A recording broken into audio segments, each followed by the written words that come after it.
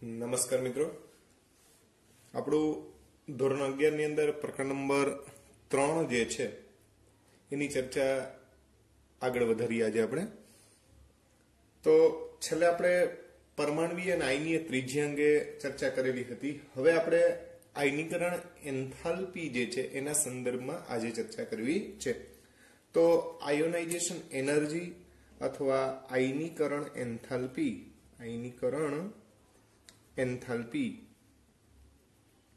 એના અંગે આપણે ચર્ચા કરવા જઈ રહ્યા છીએ.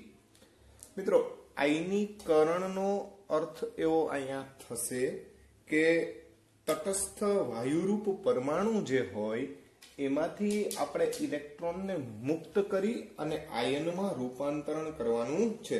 એટલે ખાસ કરીને અહીંયા ધ્યાન રાખજો, આયનીકરણ એટલે ધન અને ઋણ બંને આયન માટેની વાત નથી, ફક્ત ધન આયનના સંદર્ભમાં વાત ચાલે છે. બરાબર?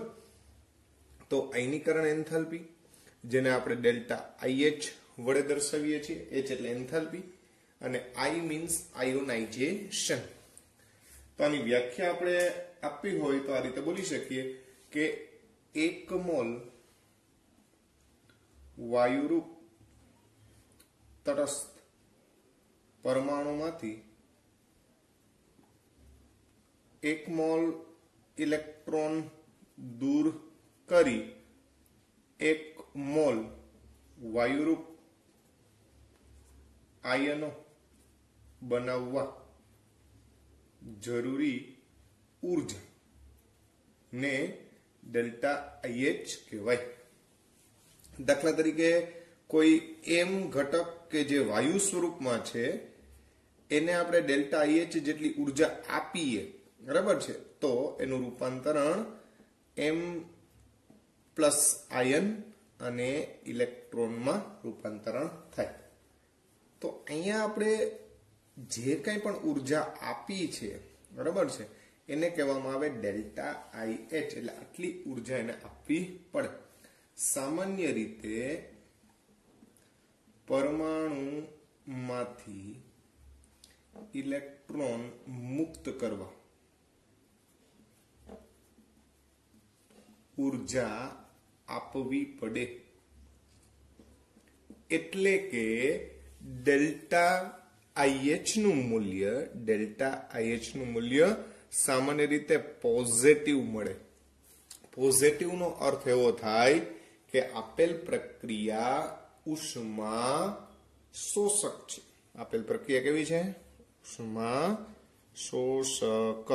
કેમ કે આમાં આપણે ઉર્જા આપશું ત્યારે કેન્દ્રના આકર્ષણ બળમાંથી ઇલેક્ટ્રોન મુક્ત થઈ શકશે, બાકી આયન શક્ય બને નહીં. બરાબર છે?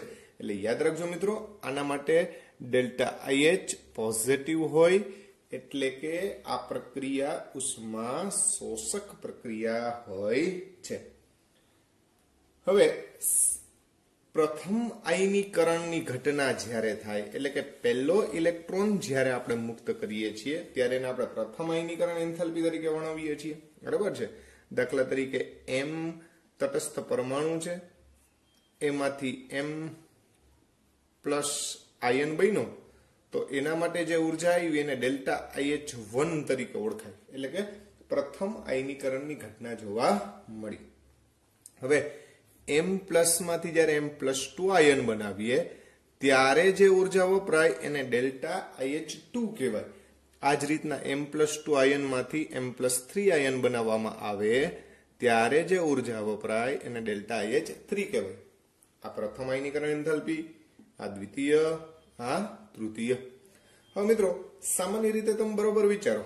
દાખલા તરીકે આની અંદર સિમ્પલ વસ્તુ, સોડિયમ કોઈ પરમાણુ હોય અથવા તો એલ્યુમિનિયમનું ઉદાહરણ લઈએ આપણે. એલ્યુમિનિયમ છે, તો એલ્યુમિનિયમ જે છે એમાં પ્રોટોનની સંખ્યા 13 છે, ઇલેક્ટ્રોનની સંખ્યા પણ 13 છે. હવે ડેલ્ટા IH1 એટલે પ્રથમ આયનીકરણ એન્થાલ્પી આપીએ એટલે L+1 બને. હવે એમાં પ્રોટોન તો 13 જ રહેશે, પણ ઇલેક્ટ્રોન જે છે એ 12 થઈ જાય. કેટલા થઈ જાય? 12. હવે બરોબર સમજો મિત્રો, હવે જ્યારે ડેલ્ટા IH2 આપવામાં આવે ત્યારે L+2 થશે. અહીંયા પ્રોટોન છે એ તો 13 ના 13 જ છે, પણ હવે ઇલેક્ટ્રોન જે છે એ 11 થઈ જશે. અને હજી એક વખત એનર્જી આપીએ એટલે Al+3 થાય ત્યારે પ્રોટોન જે છે એ તો 13 ના 13 જ છે, પણ ઇલેક્ટ્રોન છે કેટલા થઈ ગયા? 10 થઈ ગયા. હવે મિત્રો 13 ની સામે 13 એટલે પ્રોટોન જેટલા જ ઇલેક્ટ્રોન હોય એના કરતા પ્રોટોન ઝાઝા હોય અને ઇલેક્ટ્રોન ઓછા હોય તો સ્વાભાવિક છે કે આકર્ષણ બળની વેલ્યુ જેને કહેવાય Z ઇફેક્ટિવ આમાં વધારે હોય. બરાબર છે. એટલે પ્રથમ વખત ઇલેક્ટ્રોનને મુક્ત કરવો એના કરતા દ્વિતીય વખત ઇલેક્ટ્રોનને જ્યારે મુક્ત કરવામાં આવે ત્યારે વધારે ઉર્જાની જરૂર પડે, કેમ કે અહીંયા 13 ની સામે 13 ઇલેક્ટ્રોન હતા, અહીંયા 13 પ્રોટોનની સામે ફક્ત 12 જ ઇલેક્ટ્રોન છે. એનો અર્થ એવો થયો કે ઇલેક્ટ્રોન કરતા પ્રોટોનનું આકર્ષણ બળ એટલે કેન્દ્ર તરફનું આકર્ષણ બળ વધી ગયેલું છે, એના કરતા પણ વધારે આકર્ષણ બળની વેલ્યુ અહીંયા છે. તો આવું લખી શકીએ આપણે કે ડેલ્ટા H1 એના કરતા ડેલ્ટા IH2 નું મૂલ્ય, એના કરતા ડેલ્ટા IH3 નું મૂલ્ય, એના કરતા ડેલ્ટા IHN તરફ જેમ જતા જાય એમ શું થતું જાય તો કે આયનીકરણ એન્થાલ્પીનું મૂલ્ય વધતું જાય. અને પ્રથમ આયનીકરણ, આ દ્વિતીય, આ તૃતીય, એટલે પ્રથમ કરતા દ્વિતીયને દૂર કરવો સરળ નથી અને દ્વિતીય કરતા તૃતીયને દૂર કરવો સરળ હોતો નથી. આ સામાન્ય પરિકલ્પનાઓ છે. બરાબર છે. બીજી વાત કે ભાઈ અહીંયા આયનીકરણ એન્થાલ્પી જે છે એ કેટલીક બાબતોને સ્પર્શે છે. જેમ કે આપણે એમ કીધું, હમણાં જ કીધું કે જેમ Z ઇફેક્ટિવ વધે તેમ આકર્ષણ બળ વધે તો આયનીકરણ એન્થાલ્પીનું મૂલ્ય જે છે, આયનીકરણ એન્થાલ્પીનું જે મૂલ્ય જે છે એ પણ શું થશે? વધશે. તો આયનીકરણ એન્થાલ્પી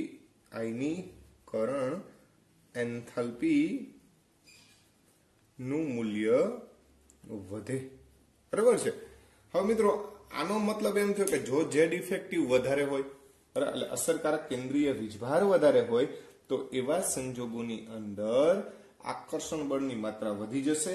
એટલે કે શું થશે તો કે ભાઈ એવા સંજોગોમાં આયનીકરણ એન્થાલ્પીનું મૂલ્ય વધી જાય.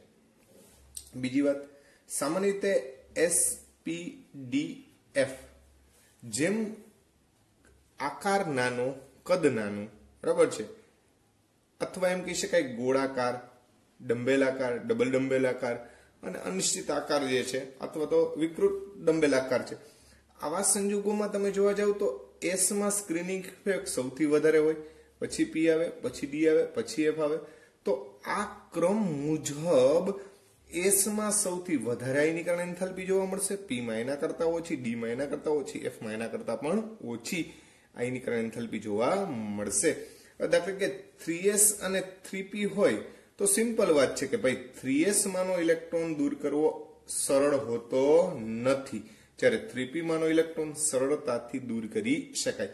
સાપેક્ષ વાત ચાલે છે. બરાબર છે. કેમ કે અહીંયા P કક્ષક કરતા S કક્ષકનો ઇલેક્ટ્રોન કેન્દ્રથી વધારે નજીક હોય તો આવા સંજોગોમાં આની આયનીકરણ એન્થાલ્પી વધારે હશે, આની આયનીકરણ એન્થાલ્પી ઓછી હશે. બરાબર. તો આ એક વસ્તુ પણ ધ્યાનમાં રાખજો. આયનીકરણ એન્થાલ્પી માટે આ એક ક્રમ જે છે એ કક્ષકો માટે થઈને લાગુ પડશે. Z ઇફેક્ટિવ વધે એમ આયનીકરણ ઉર્જા જે છે એમાં શું થાય? વધારો થાય. બરાબર. આ ઉપરાંતની વાત કરવા જઈએ તો સામાન્ય રીતે અર્ધપૂર્ણ અને સંપૂર્ણ કક્ષક વધુ સ્થાયી હોય. બરાબર છે. એટલે એનું સ્થાયિત્વ છે એ કેવું છે? વધારે છે.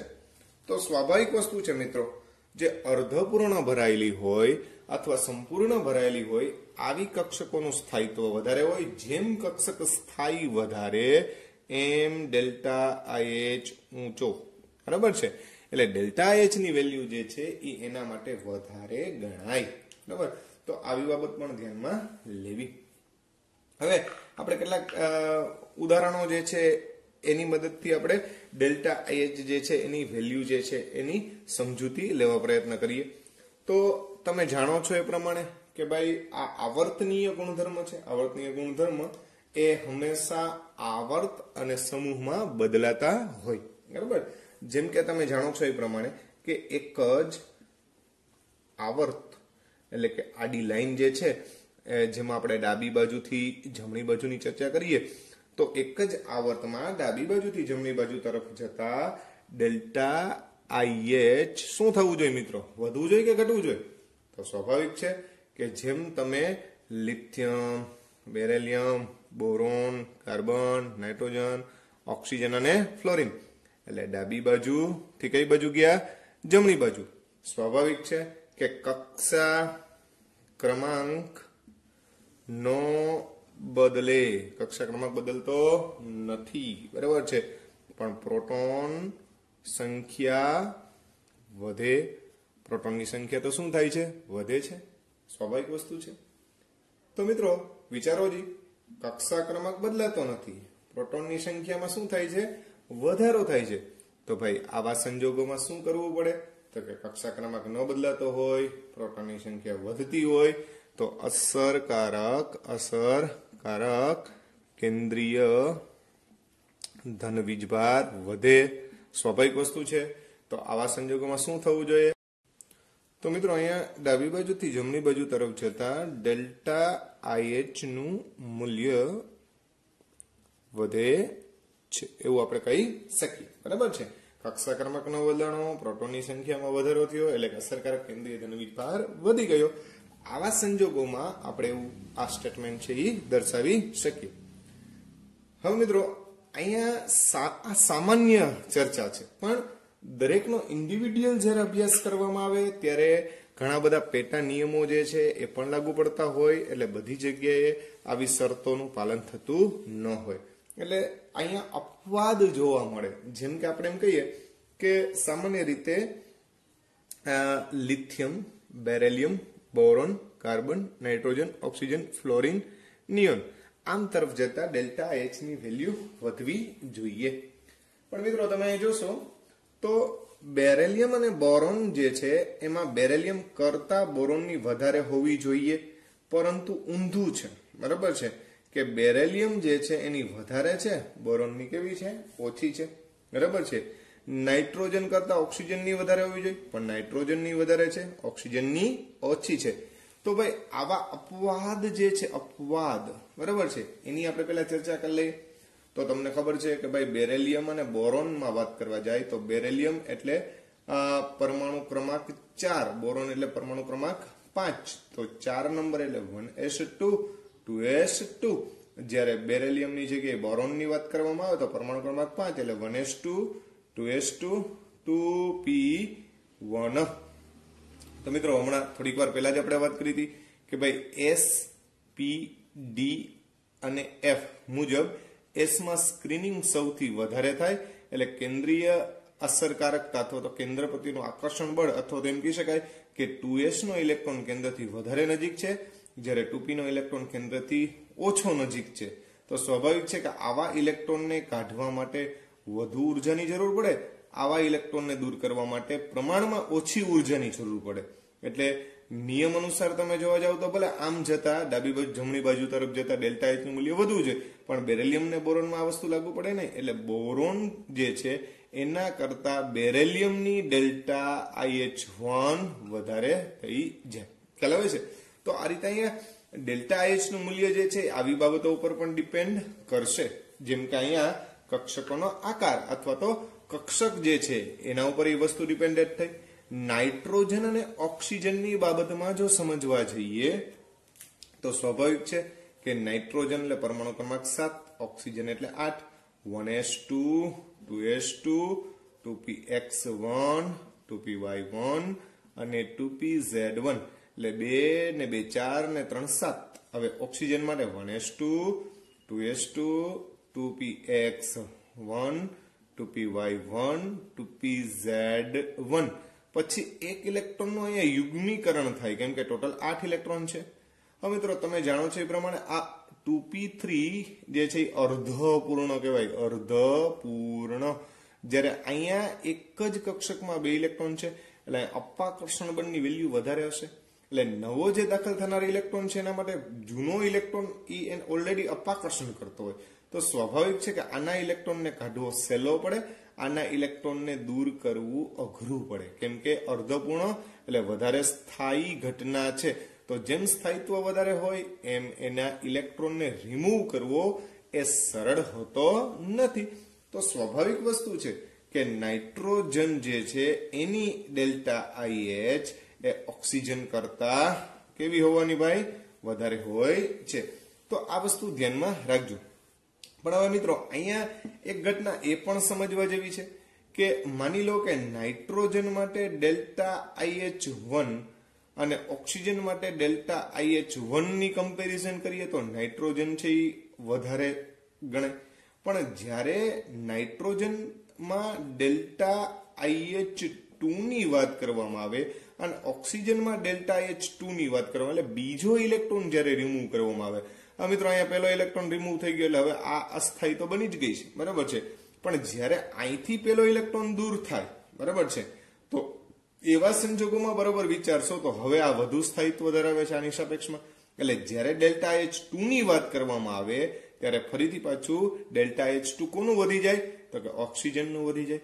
તો અહીંયા આવી બધી ઘટનાઓને પણ આપણે ધ્યાનમાં લેવી પડે. એટલે જ આપણે કહીએ છીએ કે આ બધા આવર્તનીય ગુણધર્મો જે છે, ખાસ કરીને આપણે આયનીકરણ એન્થાલ્પીની જ્યારે વાત કરીએ છીએ, એન્થાલ્પી, ત્યારે આપણે આવા મુદ્દાઓ એટલે કે ઇલેક્ટ્રોન રચના જે છે એને પણ કાળજીપૂર્વક ધ્યાનમાં લેવું જોઈએ. તો જ આપણે એનું સ્થાયિત્વ અંગે ખબર પડે, બાકી એના સ્થાયિત્વ અંગે આપણે ખબર પડે નહીં. બીજું, આ ડેલ્ટા IH જે છે એને જુદી જુદી બુકોની અંદર જુદી જુદી રીતે વર્ણવે છે, એટલે ખાસ ધ્યાનમાં રાખજો.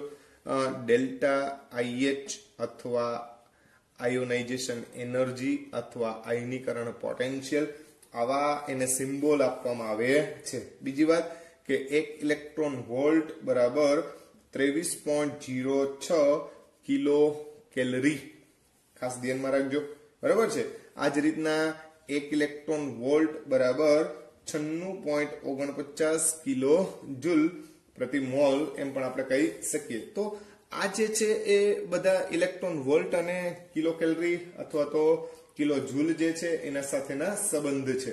તો એના આધારે આપણે દાખલાઓની અંદર ગણતરી કરવામાં થોડી સરળતા રહે, એટલે આ વસ્તુ આપણે ખાસ કાળજીપૂર્વક ધ્યાનમાં લેવું. મિત્રો, આ ડેલ્ટા IH ને અનુરૂપ આપણે એક બે એક્ઝામ્પલ્સ છે એની આપણે ચર્ચા કરવી છે. હવે આપણે આયનીકરણ ઉર્જાને અનુરૂપ દાખલા જે છે એની ચર્ચા કરીએ. તો આ રીતનું એક ઉદાહરણ છે. 2.3 મિલીગ્રામ સોડિયમ પરમાણુ જે છે વાયુરૂપ, એમાંથી સોડિયમ આયન બનવા માટે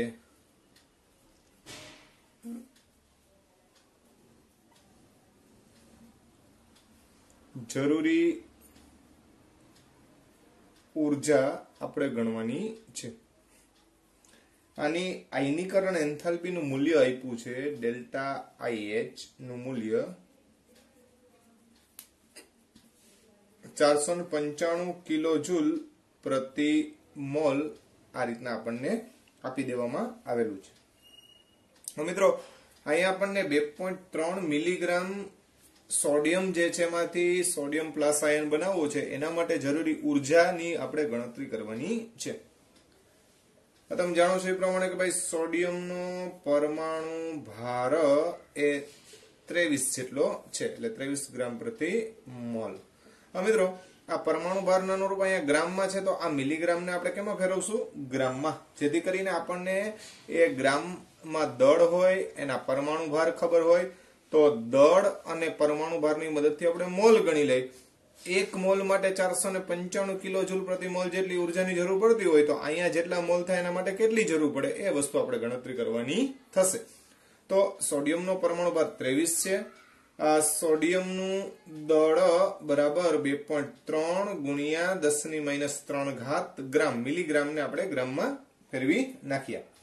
હવે તમે જાણો છો એ પ્રમાણે કે મોલ સોડિયમના મોલ બરાબર દળ ભાગ્યા અણુભાર. તો દળ કેટલું છે મિત્રો? અહીંયા 2.3 ગુણ્યા 10⁻³ અને પરમાણુ ભાર 23 છે. અને 23 લખવા હોય તો આપણે લખી શકાય 23 ગુણ્યા 10⁻⁴ અને નીચે 23, તો તમને ખબર પડે જ છે ભાઈ, આ બેનો ભાગાકાર કરી નાખીએ એટલે 10⁻⁴ મોલ. એનો અર્થ એવો થયો કે સોડિયમના મોલ આપણને 10⁻⁴ જેટલા પ્રાપ્ત થશે. હવે બીજી વાત, આપણે એવું લખી શકીએ કે ડેલ્ટા IH બરાબર 495 કિલો જૂલ પ્રતિ મોલ છે, બરાબર, પ્રતિ મોલ. એનો અર્થ એમ થયો કે 1 મોલ સોડિયમ પરમાણુ માંથી સોડિયમ આયન બનવા માટે જરૂરી ઉર્જા બરાબર 495 કિલો જૂલ. 495 kilo joule. મિત્રો આ કિલો જૂલ ના જૂલ લખવા હોય તો આમ લખાય 495 ગુણ્યા 10⁻³ જૂલ. કિલો જૂલ ને આપણે જૂલમાં ફેરવી નાખીએ, બરાબર છે. તો હવે અહીંયા એવું થાય ને કે 1 મોલ ત્યારે 495 ગુણ્યા 10⁻³ જૂલ. તો આપણી પાસે કેટલા મોલ છે? તો કે 10⁻⁴ મોલ. તો એના માટે જરૂરી જૂલ કેટલા? તો આ બંનેનો ગુણાકાર થશે. તો 10⁻⁴ ગુણ્યા 495 ગુણ્યા 10⁻⁴. તો આ 3 ઘાત અને -4 જાય તો અહીંયા આમ લખી શકીએ કે 49.5 જૂલ. 495 હતા, 1 પોઈન્ટ ખસી જાય કેમ કે 10⁻⁴ વધશે. તો આ રીતે એવું કહી શકાય કે એને એટલે કે સોડિયમ વાયુરૂપ પરમાણુમાંથી સોડિયમ આયન બને કેટલા ગ્રામ? તો કે 2.3 મિલીગ્રામ. એના માટે આટલી ઉર્જાની જરૂર પડે. 49.5 જૂલ. જો કિલો જૂલમાં લખવું હોય તો 10⁻³ પ્રમાણે તમારે ગણતરી કરવાની થાય. તો આ રીતે આપણે ઉદાહરણ જે છે એની સમજૂતી મેળવી શકીએ. એક JEE એડવાન્સમાં પૂછાઈ શકે એ પ્રકારનો સરસ મજાનો દાખલો છે, એને પણ આપણે ધ્યાનમાં લઈએ. ખાસ ધ્યાનમાં લેવા જેવો દાખલો છે, એટલે બરોબર સમજજો. જોઈએ આપણે નવું એક ઉદાહરણ જે છે એની આપણે ચર્ચા કરીએ.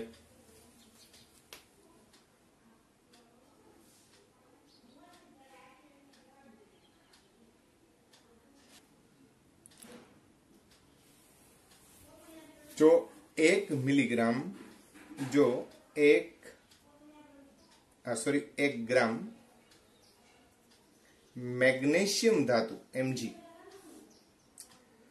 એના વાયુરૂપ સ્વરૂપ જે છે એના દ્વારા 50 કિલો જૂલ ઉર્જાનું શોષણ થતું હોય. 1 ગ્રામ મેગ્નેશિયમ વાયુ સ્વરૂપ છે, એના દ્વારા 50 કિલો જૂલ ઉર્જાનું શોષણ થતું હોય તો એમના પ્રથમ આયનીકરણ એન્થાલ્પી એટલે ડેલ્ટા IH1 એનું મૂલ્ય 740 કિલો જૂલ પ્રતિ મોલ આપેલું હોય અને દ્વિતીય આયનીકરણ એન્થાલ્પી એટલે ડેલ્ટા H1 અને ડેલ્ટા H2 એના મૂલ્ય આપણને અનુક્રમે 740 અને 1450 કિલો જૂલ જેટલા આપેલા હોય. તો આપણે તો Mg+1 અને Mg+2 આયનનું પ્રમાણ ટકાવારમાં જણાવો. બરાબર, રકમ સમજી લઈએ આપણે. અતિ મહત્વનો છે, JEE એડવાન્સ માટે પૂછી શકાય એવો સરસ મજાનો પ્રશ્ન છે. જો 1 ગ્રામ મેગ્નેશિયમ દ્વારા 50 કિલો જૂલ ઉર્જાનું શોષણ થતું હોય તથા ડેલ્ટા IH1 એટલે પ્રથમ આયનીકરણ એન્થાલ્પી મેગ્નેશિયમ માટે 740 કિલો જૂલ પ્રતિ મોલ હોય અને દ્વિતીય આયનીકરણ એન્થાલ્પી 1450 કિલો જૂલ પ્રતિ મોલ હોય તો એવા સંજોગોમાં આટલી ઉર્જા શોષવાથી આ 1 ગ્રામ મેગ્નેશિયમ માંથી કેટલા ટકા આપણે Mg+1 બનાવી શકીએ અને કેટલા ટકા Mg+2 બનેલા હશે એનું પર્સન્ટેજ આપણે ગોતવાના છે. તો મિત્રો સૌપ્રથમ આપણે 1 ગ્રામ મેગ્નેશિયમ જે છે એના મોલ ગોતી લઈએ, બરાબર છે. તો તમે જાણો છો એ પ્રમાણે કે મેગ્નેશિયમનો પરમાણુ ભાર આપણે લઈએ, મેગ્નેશિયમનો પરમાણુ ભાર બરાબર 24 થાય. તો 1/24 એટલે કે 0.0417 એ એના મોલ થશે. કોના મોલ થશે? મેગ્નેશિયમના. તો Mg ના મોલ બરાબર 0.0417 આવું થાય કે નહીં? હવે મિત્રો પ્રથમ આયનીકરણ એન્થાલ્પીનું મૂલ્ય 740 કિલો જૂલ પ્રતિ મોલ છે. એનો મતલબ એમ થયો કે 1 મોલ માટે જરૂરી ઉર્જા 740 જેટલી થાય.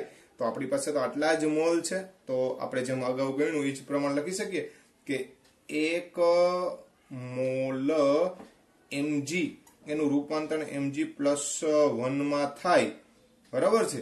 એ માટે જરૂરી ઉર્જાનું મૂલ્ય છે 740 કિલો જૂલ પ્રતિ મોલ. એટલે આટલા કિલો જૂલ જેટલી ઉર્જા જરૂરી છે. કેના માટે ભાઈ? 1 મોલ mg ને mg+ માં કન્વર્ટ કરીએ એના માટે. પણ આપણી પાસે તો mg નું પ્રમાણ ફક્ત કેટલું છે? તો કે ભાઈ 0.0417 મોલ mg હોય તો એના માટે જરૂરી ઉર્જા કેટલી થાય? તો આ બંનેના ગુણાકાર જેટલી થાય કે નહીં? તો હું લખી શકીએ કે mg+1 માટે જરૂરી ઉર્જા બરાબર, એટલે આ mg+1 બનાવવો હોય તો એના માટે જરૂરી ઉર્જા કેટલી? તો કે ભાઈ 740 ગુણ્યા 0.0417 આ બંનેનો ગુણાકાર કરો એટલે આપણને જવાબ મળે છે 30.83 કિલો જૂલ. આટલી ઉર્જા પ્રાપ્ત થાય. હવે મિત્રો અહીંયા mg માંથી mg+1 બને એના માટે 30.83 કિલો જૂલ ની જરૂર પડે. પણ ઓલરેડી આપણે 50 કિલો જૂલ જેટલી ઉર્જા આપીએ છીએ. એટલે કેટલી હજી શોષાયા વગરની બાકી રહેશે? તો કે બાકી રહેલ ઉર્જા બરાબર આપણે એવું લખી શકીએ કે 50 - 30.83. તો આ બંનેની બાદબાકી આપણે કરીએ એટલે બાકી રહેલી ઉર્જા મળશે. એનું મૂલ્ય મળશે આપણને 19.17 કિલો જૂલ. હા મિત્રો, આ બાકી રહેલી ઉર્જા ક્યાં વપરાશે? તો કે ડેલ્ટા H2 માટે. એટલે કે mg+1 પૂરેપૂરા 0.417 આપણી પાસે હતા mg, એ બધા મોલનું રૂપાંતર mg+1 માં થઈ ગયું, બરાબર છે. હવે mg+1 કેમાં કન્વર્ટ થશે? mg+2 માં. પ્રોસેસ આવી થાય મિત્રો. પેલા mg હતો એનું રૂપાંતર mg+1 માં થાય અને એનું રૂપાંતર mg+2 માં થાય. અહીંયા ડેલ્ટા IH1 ની જરૂર પડે, અહીંયા ડેલ્ટા IH2 ની જરૂર પડે. પણ કેના માટે? 1 મોલ માટે. પણ આપણી પાસે mg ના 1 મોલ નથી, આપણી પાસે 0.0417 છે. આમાંથી આમાં પૂરેપૂરા કન્વર્ટ થઈ ગયા 0.0417, બરાબર છે. પણ હવે આમાંથી આ પૂરેપૂરા થશે કે નહીં એ આના આધારે ખબર પડશે. હવે મિત્રો અહીંયા જોવો જી, અહીંયા 1 મોલ આ પ્રતિ મોલ જ છે મિત્રો. 1 મોલ mg+1 માંથી mg+2 બનવા માટે 1450 કિલો જૂલ ની જરૂર પડે, બરાબર છે. તો આવું લખી શકીએ કે 1450 કિલો જૂલ ઉર્જા બરાબર 1 મોલ mg+2, બરાબર ને? અહીંયા ઊંધું વિચારવું પડશે કેમ કે આપણી પાસે ઉર્જા છે, એના આધારે mg+2 ના મોલ ગણવા પડશે. તો 19.17 કિલો જૂલ હોય કિલો જૂલ, તો ત્યારે કેટલા મોલ mg+2 બને? તો 19.17 ભાગ્યા 1450. તો અહીંયા આપણે 19.17 ભાગ્યા 1450 વડે એને ભાગી નાખીએ એટલે આપણને મોલ સંખ્યા પ્રાપ્ત થશે. તો 19.17 ભાગ્યા 1450 એનું મૂલ્ય જે છે આપણને આટલું મળશે 0.0132 મોલ. આ શું બન્યું? mg+2. હવે મિત્રો અહીંયા બરાબર સમજો, આપણી પાસે 0.0417 mg+1 હતા, એ બધામાં કન્વર્ટ થઈ ગયા હોત તો આ કઈ બાકી રહેત નહીં. પણ એવું નથી થયું. આપણી પાસે હતા mg+1 ના 0.0417, એમાંથી mg+2 કેટલા બન્યા? તો કે ભાઈ 0.0132. એટલે બાકી વધ્યા ઈ કોણ વધ્યા હશે? તો કે mg+1. આ તો mg+2 માં રૂપાંતર થઈ ગયા, પણ હજી જે પ્રક્રિયા કર્યા વગરના બાકી રહી ગયા છે, જેને ઉર્જા નથી મળી, એવા બાકી રહેલાનો પ્રમાણ આપણે ગોતી લઈએ તો એનું મૂલ્ય આપણને આ બંનેના બાદબાકી ઉપરથી પ્રાપ્ત થશે, બરાબર છે. તો એ બાદબાકી કરશો તમે તો આ બંનેની બાદબાકીનું મૂલ્ય મળશે 0.0285. એનો મતલબ એમ થયો કે હાલમાં mg+1 આટલા બાકી રહેલ છે. આ mg+2 બન્યા, બરાબર છે, સમજાય વસ્તુ? હવે આ mg+2 આટલા બન્યા, આ mg+1 આટલા બાકી રહ્યા, પણ આપણે અહીંયા પર્સન્ટેજ ગણવાના છે. જો મિત્રો 0.0417 એ 17 મોલ બની ગયા હોત તો 100% ગણાય. તો કે ભાઈ 0.0417 હોય તો 100% ગણાય. પણ આપણી પાસે Mg+2 માટે 0.0132 જ છે, તો એના આધારે કેટલા ટકા થાય? તો આ બંનેનો ગુણાકાર ભાગ્યા એટલા કરશું, બરાબર છે? તો આ બંનેનો ગુણાકાર ભાગ્યા એટલા, એટલે ત્રિરાશિ માંડીએ તો આનું મૂલ્ય આપણને 31.65 જેટલું મળે. એનો મતલબ એમ થયું કે Mg+2 નું ટકાવાર પ્રમાણ બરાબર કેટલું મેં કીધું તમને? 31.65%. અને હવે Mg+1 બાકી વધ્યા ઈ જ થાય ને, બરાબર છે? તો એના માટે પણ આવી રીતે ત્રિરાશિ માંડીએ 0.0417 100, તો 0.0285 એ કેટલા? તો Mg+1 નું પ્રમાણ જે છે એ 100 માંથી આ બાદ કરી દો એટલું જ હોય, એટલે કે 68.35% જેટલું Mg+1 નું પ્રમાણ હોય. તો આ બંનેના પર્સન્ટેજ મળ્યા. ફરીથી એકવાર આખી મેથડ સમજાવું છું. પેલા રકમ બરોબર જોઈ લ્યો. 1 ગ્રામ મેગ્નેશિયમ દ્વારા 50 કિલો જૂલ જેટલી ઉર્જાનું શોષણ થાય છે. હવે આ બંનેની પ્રથમ અને દ્વિતીય આયનીકરણ એન્થાલ્પીના મૂલ્ય આપણને આપી દેવામાં આવ્યા છે, અને પછી આપણને એવું કીધું છે કે Mg+1 અને Mg+2 નું ટકાવાર પ્રમાણ કેટલું હશે એ આપણે ગણવાનું છે. તો પેલા Mg નું પરમાણુ ભારના આધારે આપણે 1 ગ્રામને આપણે કન્વર્ટ કર્યા મોલમાં, એટલે આપણને મોલ મળ્યા, એ Mg ના મોલ મળ્યા. હવે મિત્રો તમને ખબર છે કે અહીંયા 740 કિલો જૂલ પ્રતિ મોલ મુજબ આટલી ઉર્જાએ 1 મોલ Mg+1 બને. તો આટલા ઉર્જા આટલું બને તો આપણે પાસે જે મોલ છે એના માટે જરૂરી ઉર્જા કેટલી? તો એ ગણી આપણે, એટલે 30.83 કિલો જૂલ મળી. એનો મતલબ એમ થાય કે આપણે 50 કિલો જૂલ આપી હતી, એમાંથી ફક્ત 30.83 કિલો જૂલ જેટલી જ વપરાણી છે, તો બાકી વધી 19.17 કિલો જૂલ. આ ક્યાં વપરાશે? તો કે ભાઈ બીજા સ્ટેપમાં વપરાશે. તો એ બીજા સ્ટેપમાં વપરાય એટલે હવે પૂરેપૂરા મોલ આપણા કન્વર્ટ થવા જોઈએ 0.417, પણ એવું શક્ય નહીં બને, કેમ કે 1450 કિલો જૂલે 1 મોલ થાય, તો 1917 કિલો જૂલે કેટલી થાય? 19.17. તો એમાં આપણે ત્રિરાશિ માંડી લે 0.0132 મોલ પ્રાપ્ત થાય. એનો મતલબ એમ થયો કે હજી પણ 0.0417 માંથી 0.0132 કાઢી નાખીએ, એટલે કે 0.0285 મોલ Mg+1 વાળા Mg+2 માં કન્વર્ટ થયા નથી. તો આ Mg+1 પ્રક્રિયાના અંતે આટલા બાકી રહી ગયા, અને Mg+2 0.0132 જેટલા બન્યા, એવું આપણે કહી શકીએ. તો Mg+2 નું પ્રમાણ કેટલું એ ગણવું હોય તો કે ભાઈ 0.0417 હોય તો 100% કહેવાય, પણ આ 0.132 એ કેટલા કહેવાય? તો 31.65. આ જ રીતે 0.0417 હોય તો 100%, તો 0.0285 એ Mg+1 નું પ્રમાણ મળે, અને એ કેટલું મળ્યું? તો કે 68.35. તો આ રીતે તમે પ્રમાણ ગોતી શકો. મિત્રો આવી રીતના આયનીકરણ એન્થાલ્પી માટેના દાખલાઓ છે, પણ તમે ધ્યાનમાં રાખજો. અહીંયા આપણે આયનીકરણ એન્થાલ્પીનો ટોપિક પૂર્ણ કરીએ છીએ.